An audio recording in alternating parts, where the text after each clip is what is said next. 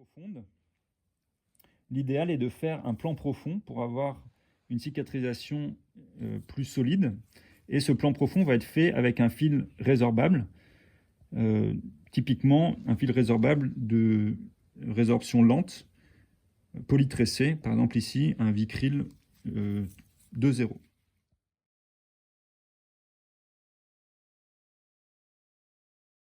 Le principe du point inversé, c'est que le nœud soit au fond de la cicatrice au lieu d'être en superficie comme les fils à peau. Le principe est assez proche de celui d'un point de suture simple, sauf qu'on va partir, au lieu de partir des berges de la perforation de la plaie, on va partir de la profondeur de la plaie. On va ressortir en superficie sur la première berge. Et ensuite, sur la deuxième berge, on va aller de la superficie à la profondeur. Là, vous voyez que la peau est assez dure. Donc là, c'est l'intérêt d'avoir des aiguilles triangulaires qui sont un peu plus aiguisées que les aiguilles rondes pour pouvoir percer la peau ou la sous-peau si jamais elle est particulièrement indurée.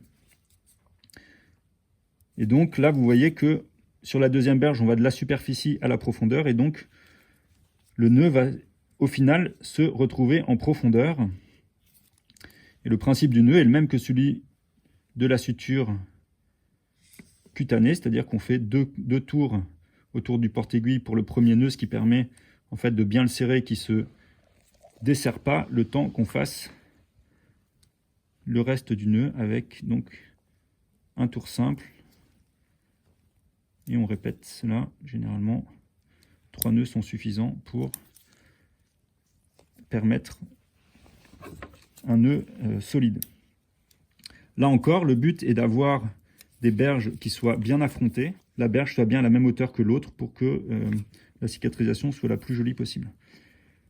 Les fils résorbables vont être coupés courts puisque le but est que le nœud et les fils soient sous la peau, complètement sous la peau, pour ne pas gêner la cicatrisation en superficie. Donc on coupe les fils assez courts et le but c'est que le nez soit bien en profondeur, reste bien ici en profondeur.